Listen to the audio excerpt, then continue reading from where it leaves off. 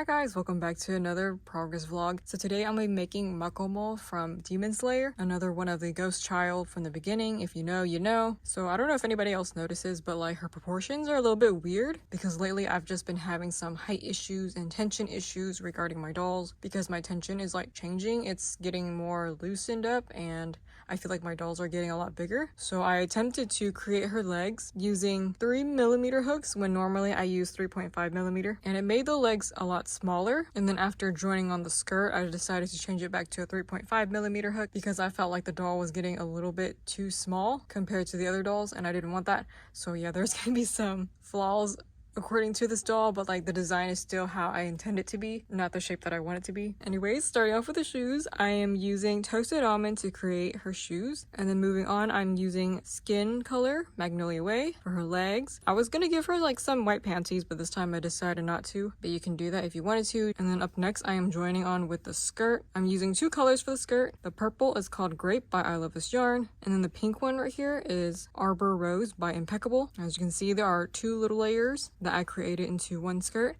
Attach that on, transition the top to Grape and then back to Arbor Rose. And then for the rest of the head, I'm using Skin Color by Magnolia Way. Now for her eyes, I don't know if you can tell, but they're kind of cross-eyed just because I've drawn the pupil on imperfectly. So this one is actually the right way to draw it on or like paint it on, and I feel like she's actually looking at you, but then like when you turn to the front, this pupil is not exactly looking at you. It's kind of looking towards the side. So yeah, she's kind of imperfect in that way too. I think she was just meant to be flawed because I created these eyes way before I started crocheting her, and I gotta say it's really hard for me to paint on eyes perfectly since I'm not really skilled in that aspect, so apologies for the eyes. You know, the beauty of handmade craft. But yeah, anyways, her eyes are supposed to be like this dark greenish blue color with some rectangle pupils and a little dot of white on the side. And then she has like the outer whites of the eyes, and I gave her rounded corner eyes because she's also another innocent child, but now she's cross-eyed. So this is the overall update so far. And there we have it. Welcome back to another update. Starting off at the bottom, I took my toasted brown almond and then wrapped it around the leg for both of them, creating like a little strap around her ankle. And then I created two little simple bows and then glued them onto each leg over the strap on the front side, which completes the details of her shoe. After that, I created the little sash belt she has around her waist using toasted almond. I tied it on the back side and created like this little bow shape and then glued the ends together in order to create the big bow that she has on the back of her waist. In terms of the details of the dress, on top of Arbor Rose, I decided to take white acrylic and then paint on these little white flowers and dots. They're actually light pink flowers, but I'm using white and the paint does kind of lighten up a little bit so it looks like light pink. And I think I did pretty decently for the details of that because sewing it on would be a lot of trouble and I think it's nearly impossible to do it well, so I think paint in this case is a better alternative. For her arms, she has two arms. They're just completely all in skin color. And then I gave her these two little sleeves, which I can place it onto the doll. That way the whole outfit can be complete. For her hair cap, I'm giving her black hair, 4 inner rounds and 4 outer rounds. And also her head is just gigantic. And I think my tension got all messed up since I switched from a 3mm hook back to a 3.5. I kind of wish I just stuck to my usual 3.5mm hook, but I was kind of experimenting with this doll and yeah, now she's a lot shorter than my other little weeby dolls. Wonderful. But I do like the way I did the design anyway. And here's what she looks like so far.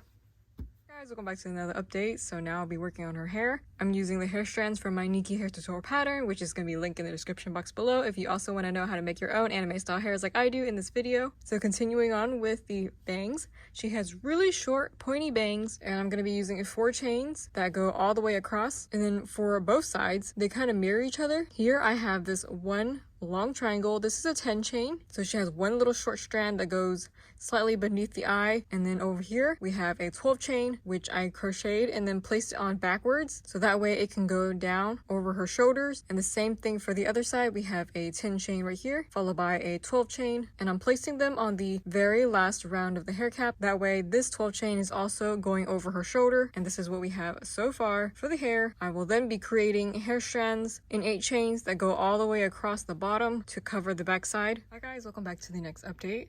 So for the hair, I did the 8 chains all the way around, placing it on the very last round of the hair cap. That way you can see it just kind of hangs down loose.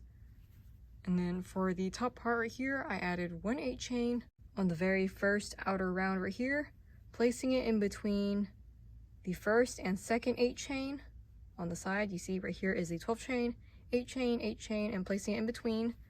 And I did the same thing for the other side. Here's a 12 chain, 8 chain, 8 chain, placing this one on top in between. That way when you look at the front, you can kind of see the little 8 chain on the very back side, and it kind of flares out. I think her hair has like some spiky back layers, but I'm just gonna add 1 for this side. For the rest of this hair cap, I'm just gonna be filling it all in with 8 chains because her hair is pretty much flat on the front.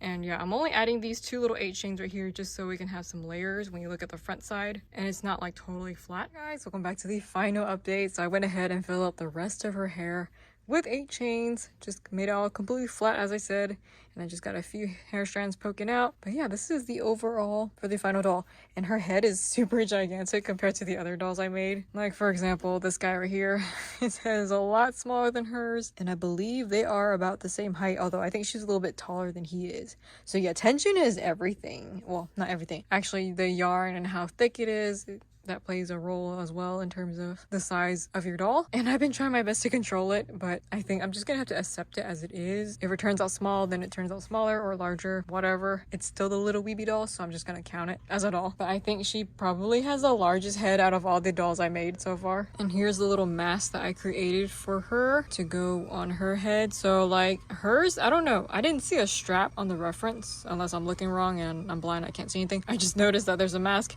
Here's the ugly backside. We don't talk about that.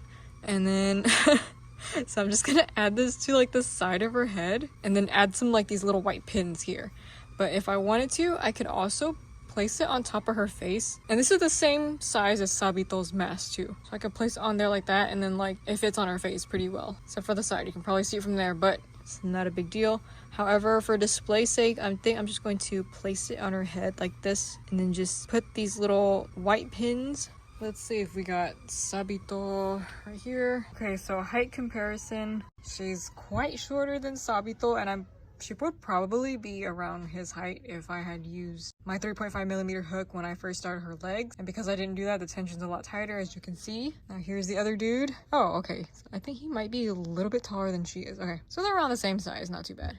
And I use a 3.5mm hook for him. But yeah, I think I'm not gonna experiment with hook sizes anymore because I cannot seem to get the size that I want. And I do not have time for that because I have a goal to reach. So yeah, but it was nice to see if changing my hook would make a difference. And it makes a very big difference. So I have no idea what happened to the head because I use a 3.5mm hook for that, and it's the same skin yarn. Maybe I accidentally increased the stitches, I have no idea. But either way, I think they still turned out pretty cute. I think you can still recognize who she is if you know the characters well enough, then it shouldn't be a problem. But yeah, those are my 2 little ghost children that somebody requested, so hopefully you like my version of them. Thanks to those who donate to me on Ko-fi monthly, as it really helps fund my supplies, and I'll be back with another video soon. Bye!